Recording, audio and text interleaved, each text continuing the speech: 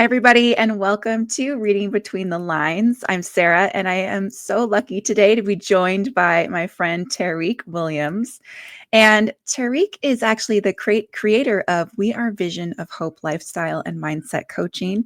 And he is the host of Speak Your Vision podcast. And Tarik's journey is one of resilience and transformation. Born to a mother from Trinidad and Tobago and a father from central New Jersey, he grew up with a very strong work ethic and, of course, big dreams. And one of which was to play in the NBA. We're going to talk about basketball a little bit today. But at 16, his life took an unexpected turn when he lost his sight due to Leber's hereditary optical neuropathy. And faced with uncertainty and self-doubt, Tarik turned to poetry and music as a means of self-discovery and ultimately redefining his path. So, determined not to let setbacks define him, he found ways to continue playing basketball and joined the debate team, traveled to China as a student ambassador, and also pursued higher education. He has a master's in counseling and has certifications in rehabilitation teaching for the blind and orientation and mobility. So now he really dedicates his life to coaching professionals struggling with burnout and a lack of direction. And I'm excited to hear more about his story. So, Tarik, welcome. Whew, wow, what an That was a introduction. lot. What an introduction. Thank you so much. I feel so honored to be here, and the platform that you have here is so fantastic, and I look forward to an amazing conversation. Awesome. Well, I want to dive in first because this is a book podcast and we talk about reading a lot, obviously. But when you lost your sight, what was that transition like in terms of accessing books, and how did you move forward with that? What was that transition like?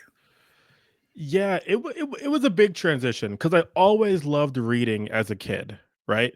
I would make my mom take me to the it was BJ's in Pennsylvania, but you might know it as Costco or what have Oh you. yeah. I was like, Mom, the new Harry Potter book is coming out. I need to go. I need to use whatever money I have and buy the book. Because I really loved reading, right? And I think when I became blind, it was an interesting moment because I felt like a lot of the things that I loved was being taken away from me. Yeah. Um, and so to answer specifically to your question, and we can get into how I became blind a bit more if you like, but to answer your question specifically and how I accessed books after I became blind, it was a journey because I had to start learning Braille as well as finding audiobooks and just finding different ways to take up literature. And, Yeah. these things aren't always quickly accessible if you're not familiar with the low vision and blindness community. 100%. With your transition to losing your sight, I'm assuming this was a slow transition, or did this come on very suddenly? Yeah, great question. So we had no idea. It's a genetic disorder, like you stated, Leber's hereditary optical neuropathy. It's a genetic disorder that we didn't know that I had. I have a brother, I have a sister. Neither of them have Yeah. this. Um, so what happens is it was definitely we noticed something was going on when I was 15. I was on a AAU basketball team, which is Mhm. basically when you have a team outside of your school team and you're playing in tournaments, hopefully being seen by scouts, spring, summertime basketball. Kind of a And big deal. Yeah. yeah. So we were preparing for a tournament at Rutgers University, and I'm getting ready to go into my sophomore year of high school. And I was playing again. We were scrimmaging back and forth for practice, and I stole the ball from one of our best players, who actually he ended up playing internationally for a moment Oh, in time wow. professionally. Um, and I went to go lay the ball up. And when I went to go on the fast break and lay the ball in the basket, he elbowed me in my right eye. And after that, I had to get there was but the goal was still to put the ball in the basket. I got the rebound, put the ball in the basket, but after Alright. that, we realized I Yeah. was bleeding a ton. Oh my And god. yeah, like right above my right eye. I think I kind of still have the scar a little bit, but besides the He really point, got you. Wow. y- yeah, and we noticed a few weeks later I couldn't see well out of my right eye, Okay. and it's kind of what it is now. But then my left eye was compensating for it. So we Mhm. thought my blindness was due, and my right eye was due to getting hit. Yeah. But we found out a winter basketball season later, and I led the team in threes. But after Yeah. that, about 6, 7, or about 8, 7, 8 months later, my left eye started going bad. And they were like, Oh, oh, there's something else going on here that maybe had nothing to do with getting wow. hit. And that was we did more testing and realized that I had this genetic disorder. So about a span of 8, 9 months. Wow. And how did I mean, obviously, that's kind of a scary it's really scary. And so I imagine your family was pretty supportive as well of, like, helping you make the best of it. But how was that transition? I guess I'm not being clear, like, was it as scary as it sounds, or was it manageable? Yeah, that's a great question. And I'm really focused on that word scary. If someone were to ask me like what like how you just did, Yeah. um, I don't know if I would use the word scary now. I would say maybe more just unknown. Yeah, Like truly having no idea what next was gonna look like. And I right. think that is kind of why I got into this teaching people how to find direction space, because when I was becoming blind, I felt like I had no direction. I felt Yeah, like the sacrifices that people had done for me, my parents, my family members, friends, etc., was in vain now, as if I was defined by my eyesight. Um, was I scared? Maybe for a moment in time, but I eventually came to a realization, like, there has to be more because I still have the same personality. So, I think I was craving more mhm, after a period of time, after maybe after about, I would say a few months, I was really trying to figure out what my life was gonna look like. yeah. And you did pivot. I mean, you eventually, you became an English major as Mm. well, and you got your master's degree. So talk to me a little bit more about, your pivot to changing, like, what you wanted to do with your life. Yeah, I did not make it to the NBA. No, I know, and I'm very sorry about that. However, you still play basketball, right?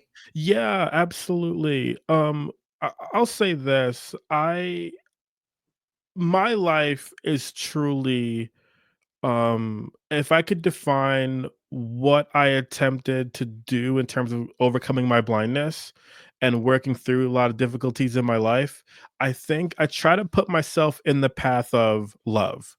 Yeah, Loving what I do, loving my friends and family, loving my day to day, because if I'm not finding space or time to be around things I love always, then what am I actually doing here, right?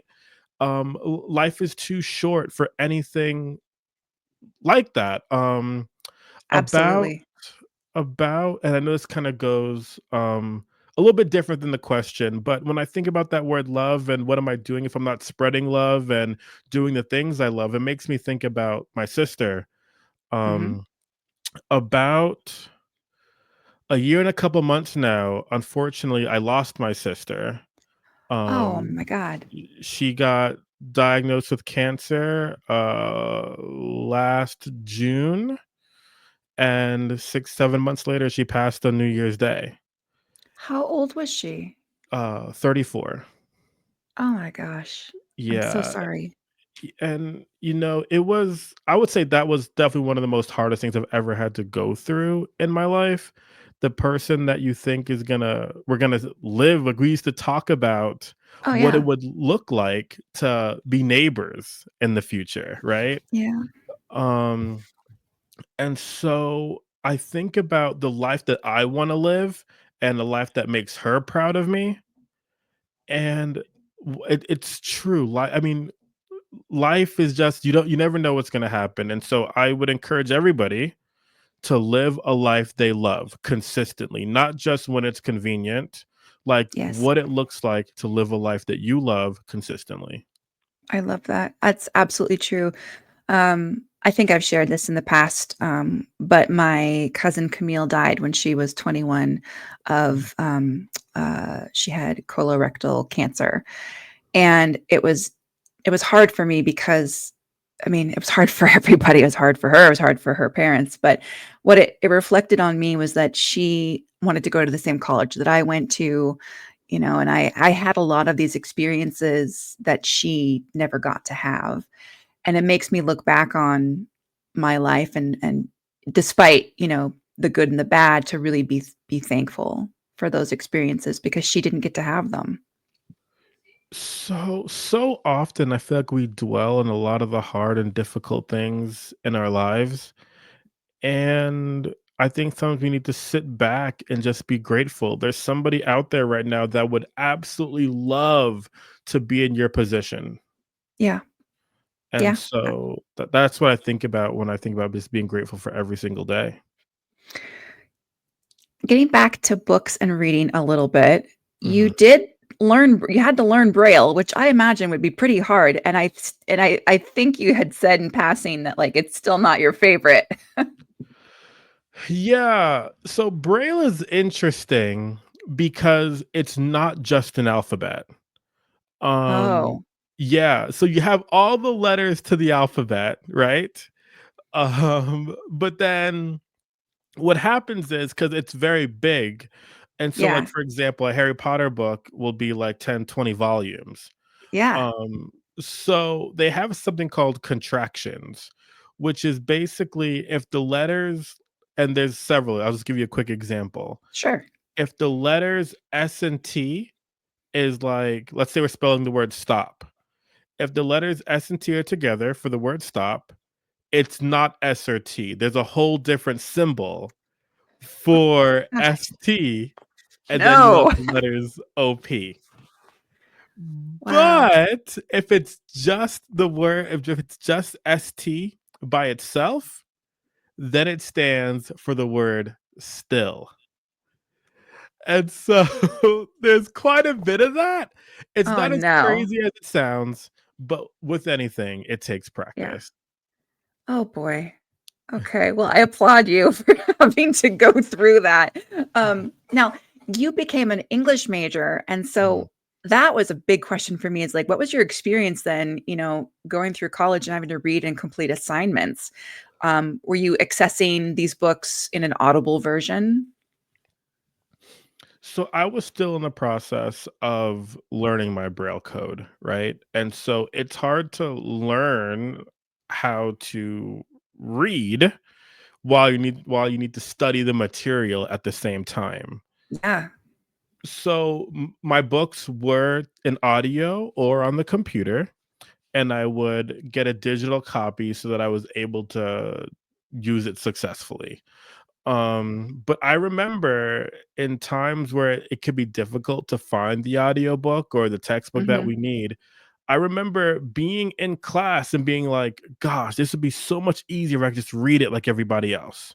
yeah, Um, but you know, this was my trial. This was my tribulation. And I was able to be successful. And it was tough. It wasn't easy. I was still growing and learning Braille and trying to understand what it meant to be an audio learner. Cause I'm yeah. pretty sure I was a visual learner before.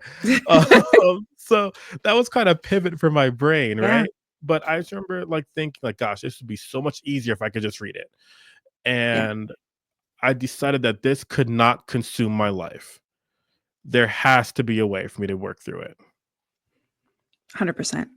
All Mhm. right, I'm gonna get into the question about audiobooks here, meaning, do Mm, audiobooks count as reading? And I ask that because this is a bit of a triggering question for some people. Some people very adamantly say that if you listen to an audiobook, you did not read the book. It does not count, which mm. I think is absolute bananas.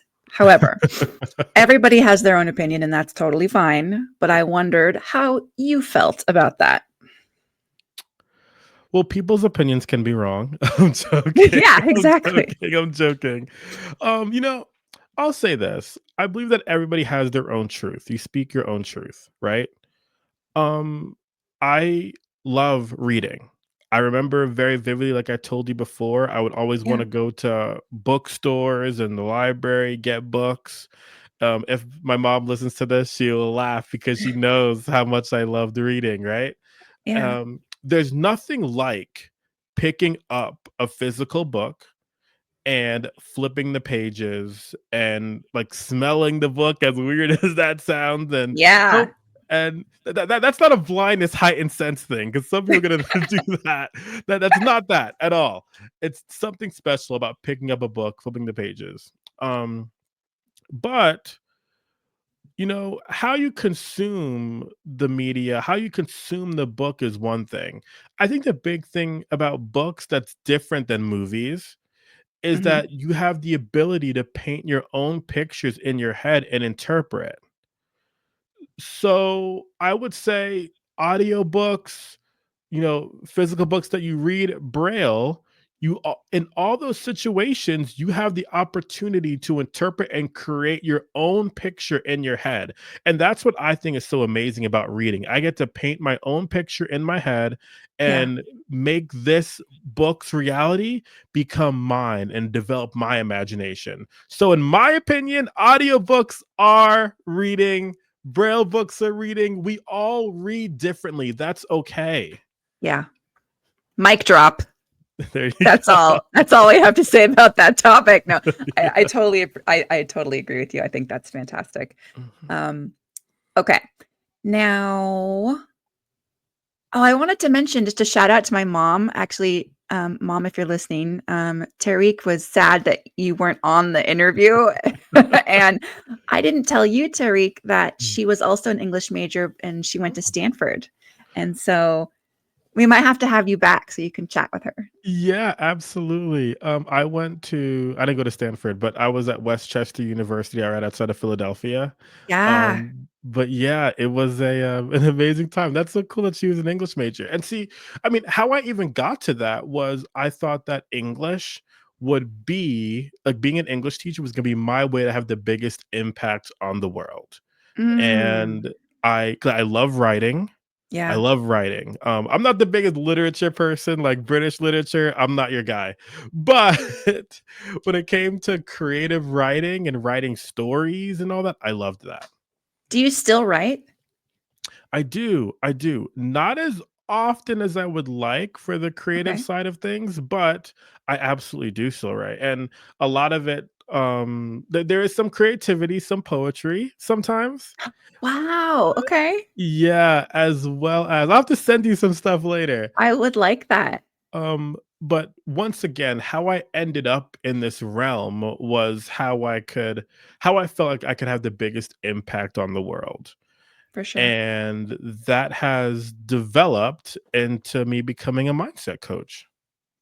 I can definitely see the teacher in you, and I love how much you give such thoughtful responses to things, and I really love that.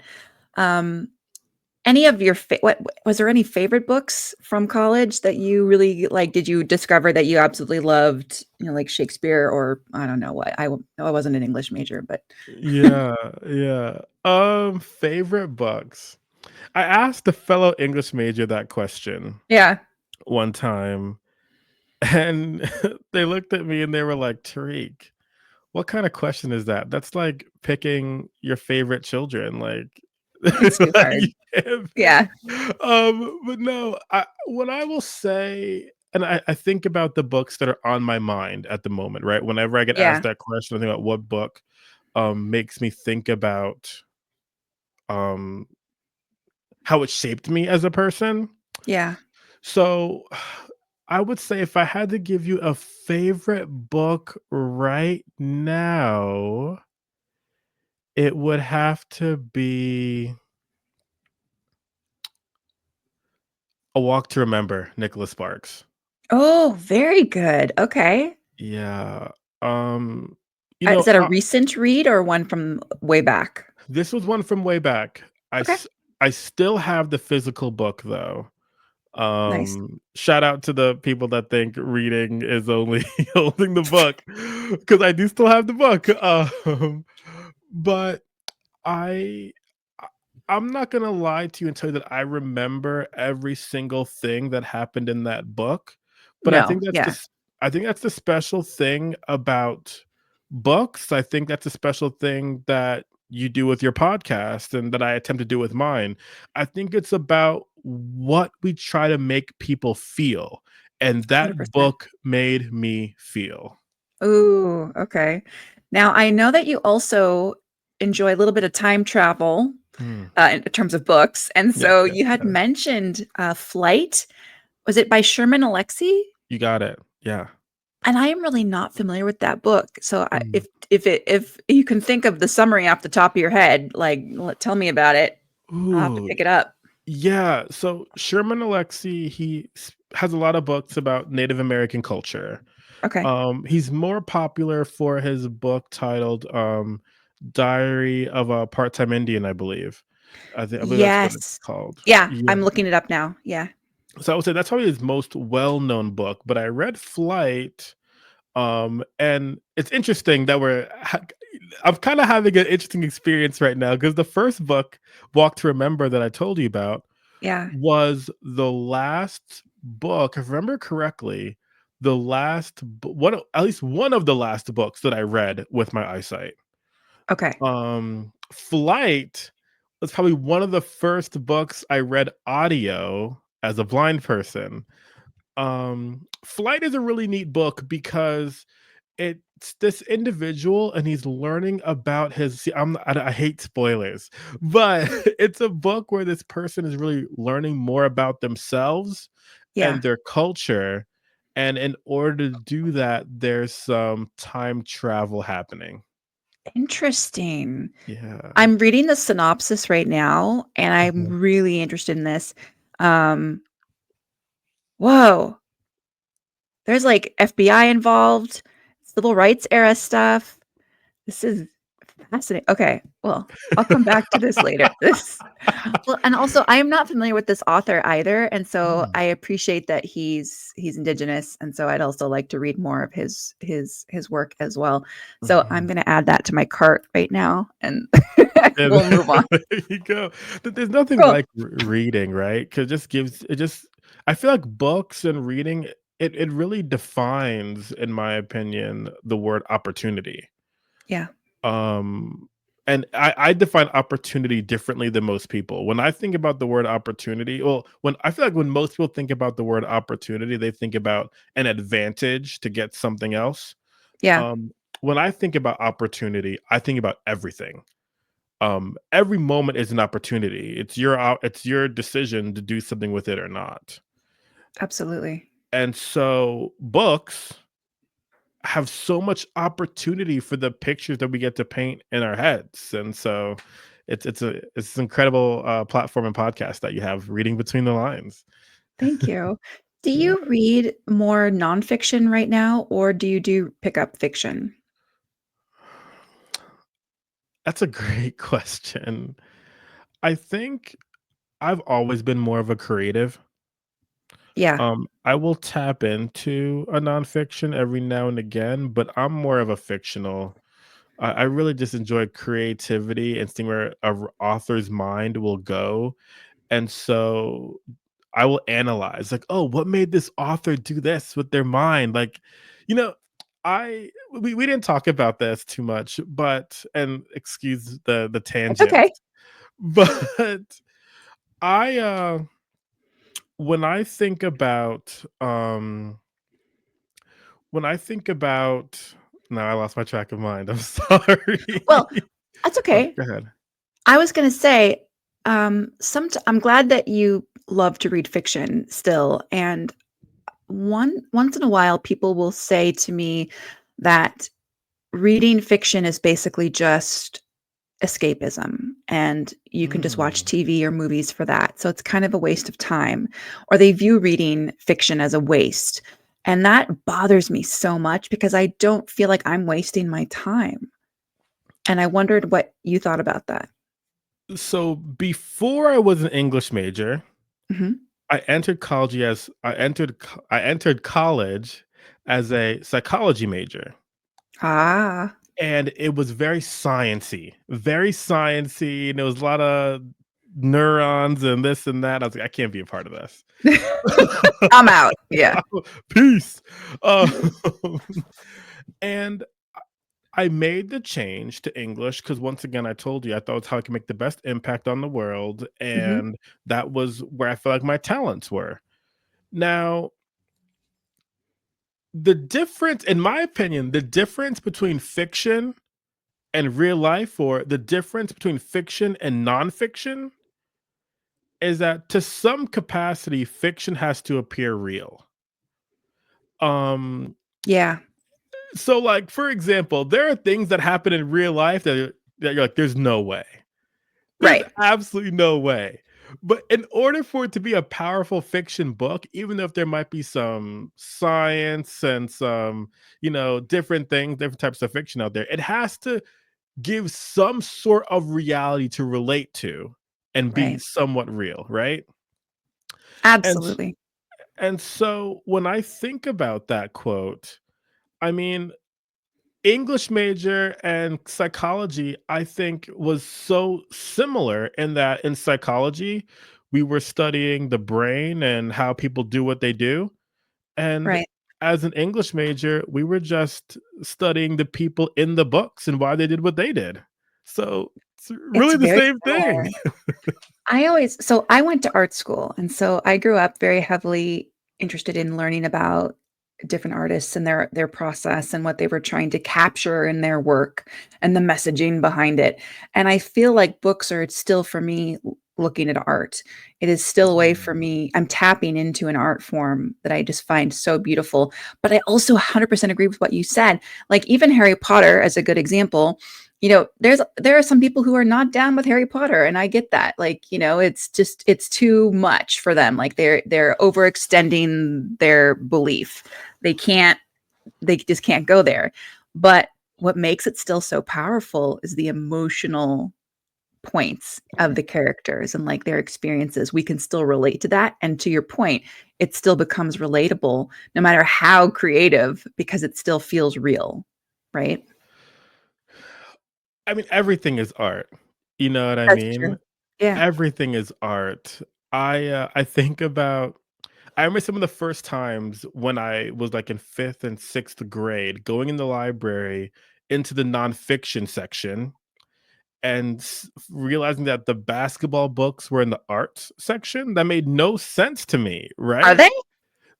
They are, at least they were. They at least in Yeah. our No, I library, think you're right. yeah, sports was considered in the arts. Yeah.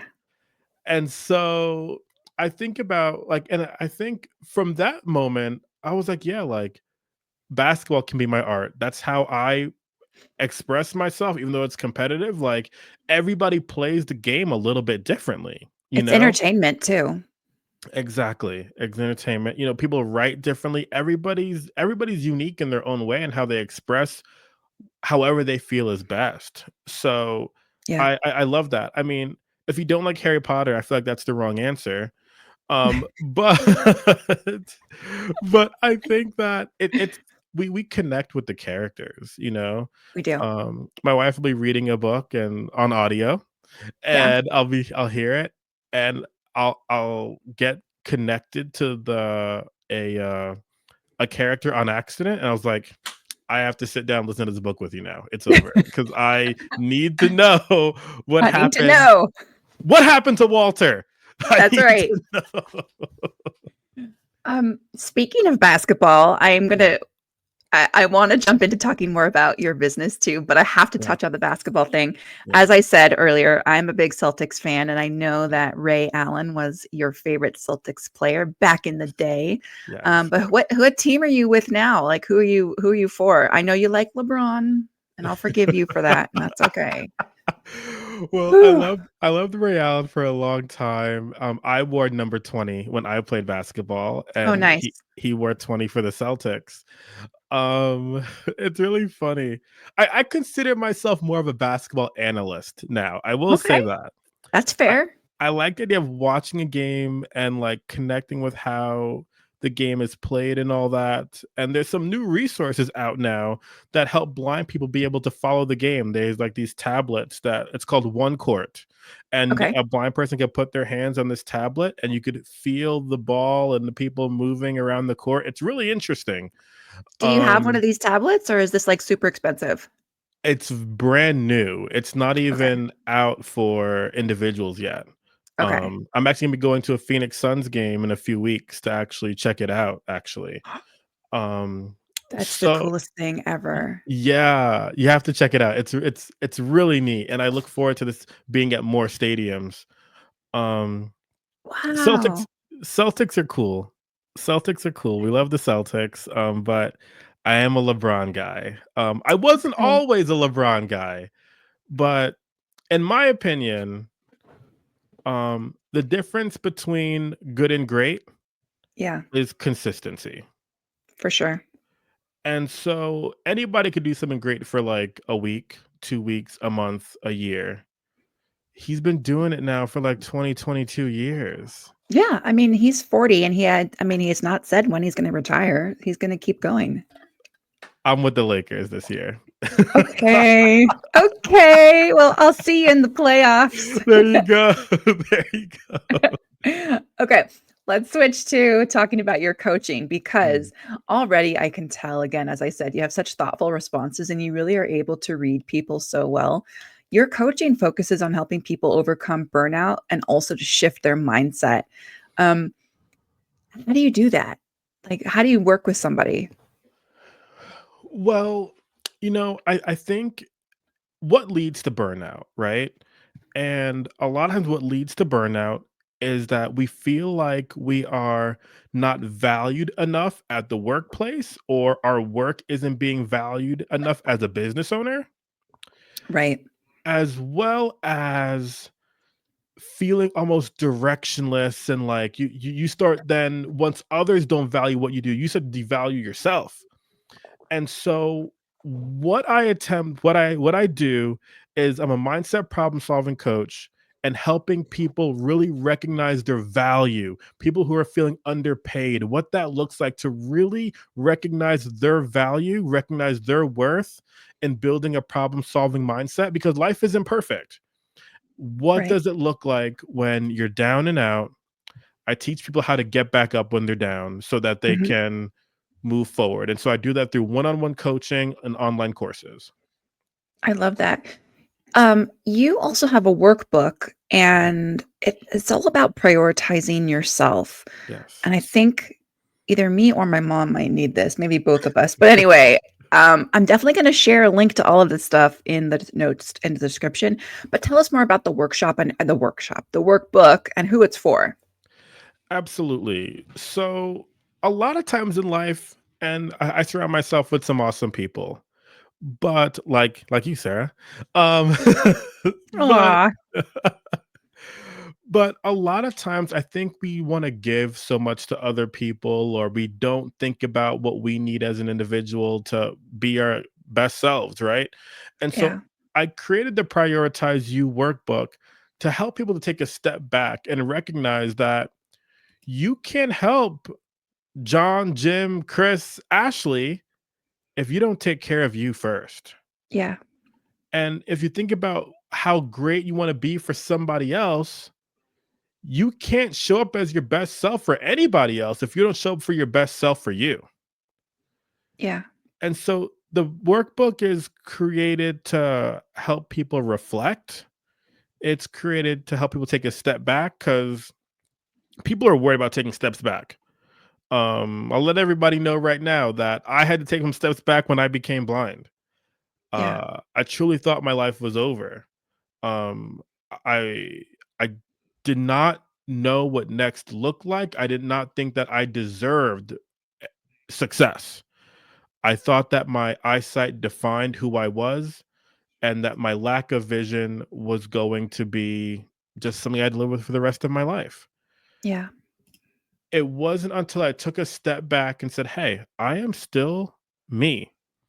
The people around me treated me like nothing happened, and Yeah. and that was exactly what I needed, because I had to realize that I was still Tariq. I never walked up to anybody before. I say this all the time. I never walked up when I could see. I never walked up to anyone and said, "Hello, my name is Tariq. I have 20/20 vision. Nice to meet you." You're right. Absolutely. Nobody's Yeah. ever done that. No. So why would I say, "Hey, my name is Tariq. The fact that I'm blind is what you need to know me as, and that defines me." Right. Now, my eyesight, don't get me wrong, it's a part of me, Yeah. but it doesn't define me. And No. so when you're taking steps back in your life and really visualizing what you want this to look like for you, you have to prioritize you, your mental health, your physical health, and everything in between and beyond to get to where you want to be. What are some of the most common, like, mindset blocks that you see, in people? And that's maybe a really hard question or it's too broad, um, but I just wanted to throw that out there. Like, what do you find people are struggling with the most? I mean, like, is Yeah. it self-doubt or is it, like, just, um, I don't know, the anger is coming up for me sometimes. I feel Mm. like maybe that's something that can hold people back. They feel, like, resentful. Yeah, gosh, there's so many. There's so many. I think that when I think about the mindset blocks, like, 'cause self-doubt is an easy one. That self-doubt is almost at the center of all of this, right? That's why the Prioritize You workbook is so Yeah. important.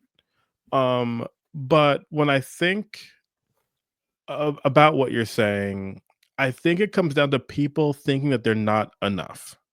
Okay. Um, Which then relates back to self-doubt. So that's really which that's the block. so Yeah. it's feeling enough, right? Yeah. And so I'll say this. I truly believe that you deserve next. You deserve success. You deserve to learn more about you so you can get what you need to be successful. However, comma, we don't get what we deserve. We get what we earn. So Absolutely. Yeah. so so you deserve to own the business. You deserve to grow the podcast. Okay. Once you deserve it, great. Now we've started to leave the self-deprecation. We know that we deserve it. Now we have to put in the work. Yeah. And so there's a line here between giving yourself enough grace, Mhm. and then once you're beyond that, action. And staying consistent with it for sure. The difference between good and great. That's right. Absolutely. Ooh, so good. I loved that. Um, okay. I think that those are all the questions that I had for you today. I had so much fun chatting with you, and I so appreciate your time, especially your patience, because we had some technical issues before we got on, but we made it work. Um, Mm. but so what's next for you and for We Are Vision of Hope? Are there any exciting projects? I think you need to write a book, is what Yeah, so I'm in the middle of a book right now. The book is Okay. yeah, I am in the middle of a book. Okay. The book is not currently top priority. Okay. I would say I'm about 8, 9 chapters in. Okay, that's good though. That's a Yeah, lot. so we're definitely I would say we're almost halfway of the book. Okay. Um, what's next is continuing to develop the online course right now. Okay.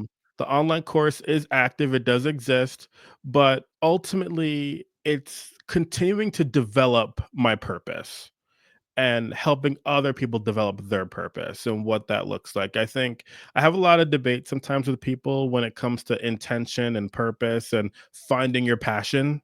Yeah. I'm all for all of those things, but sometimes I think we're misguided on passion a little bit in that we always think it's something that we need to find. But Yeah. I think it's more about, once again, prioritizing you. And then once you're able to do that, you find out what you love, you make time for the things that you love, and you put passion into it. So I think it's not all about finding your passion. It's about putting passion into the things that you love doing. I think that's so much better and so wise. I really like that because I was thinking about like just real talk. I was thinking about maybe like in November and December, I was thinking about like my goals for my life and the things that I want to achieve. And there were a couple of things that would be like nice to have, but I really didn't feel strongly about the Mm. direction I was going in or anything in particular. And of course, that gave me more self-doubt. I was like, how do I not even know what I want and what I want to do with myself? Um, so where I'm, but yeah, go ahead. Yeah, I connect with that so much. And I would love to hear more about what next looks like for you, even though this isn't my podcast, it's yours. I'm But I sorry. would love to hear more. Well, Um, yeah, go I ahead, and then I'll think go. our we have a mutual friend named Jason Phillips who's quite well known in the coaching world, and he has inspired me to just ask for things that would be nice to have. So, asking Rufy Thorpe, who's a best-selling author, will you be on the podcast? She said, sure. Wow. Okay. Like, there's more possibilities. Just asking is one thing. But really, I what I found is what I relate to what you're saying is to just surround myself with things that I love doing and then pouring more of my passion into those things. And that's what I have been doing for the past 4 months. And it really has made a huge difference in like my overall mindset and my confidence level. So I really relate to what you're saying. You know, I New Year's is a big deal for people, right? Because they want to Yeah. make New Year's resolutions. They want to have the goals. It was hard for me to think of a specific goal or a specific resolutions because I have a lot of goals. I Yeah. have a lot of things I want to Got a lot do. of goals. I Okay. got a lot of goals. But this kind of makes people cringe at first, but it's the truth. My word of the year is failure. Really? It is, yes. My word of the year is failure. Okay.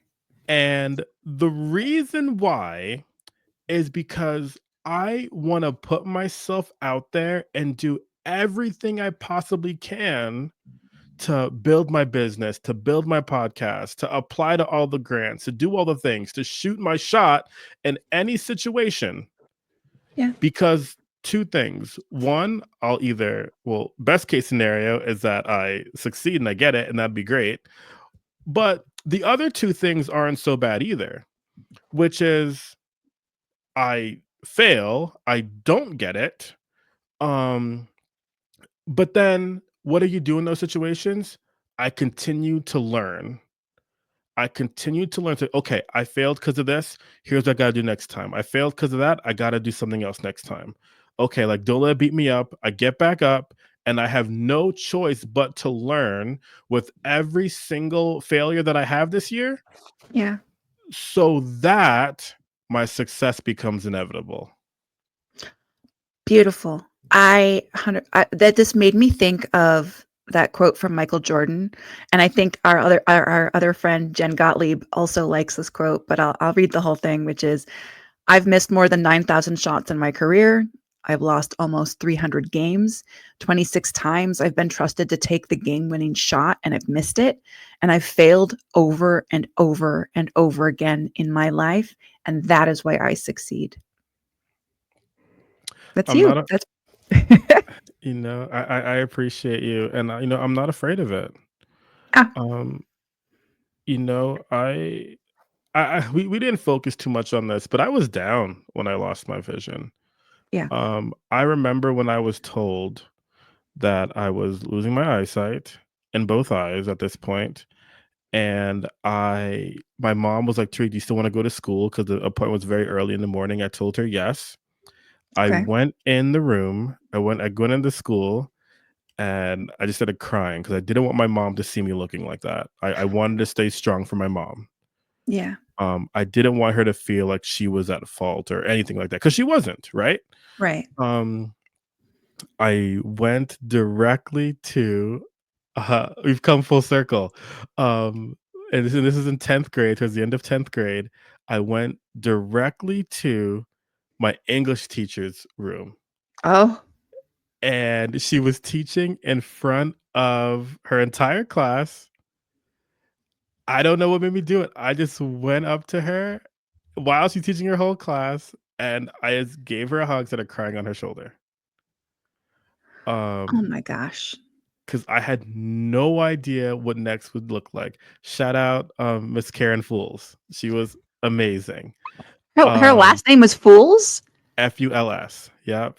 Cute. Miss Karen Okay. Fools. FULS. Yes. And she was there. I cried on her shoulder, Yeah, and that was one of the few times where I was really down. yeah, But once again, I bring all this up to say, like, I felt like a failure then. yeah, I felt like next didn't exist. And then I had to learn things as a blind person. And you listening, there's something that you're going through right now that feels like a failure, that feels like a struggle. And it might be. However, you can take that, get back up, learn it, so that your success is inevitable. absolutely. That was beautiful. I think we will wrap it up right there. And I just so appreciate you for being here. This was so, so fun. I'm going to make sure that everyone can find you and know how to get to your website. Tarik's website is beautiful, by the way. So I will link to that. And it is wearevisionofhope.com. Very simple. And again, I just thank you so much for being here today. And thank you to your wife and to your new baby for letting me borrow you. Listen, thank you for having a beautiful space here and letting me share. Hopefully, I didn't ramble too much, but I loved being here. Not at all.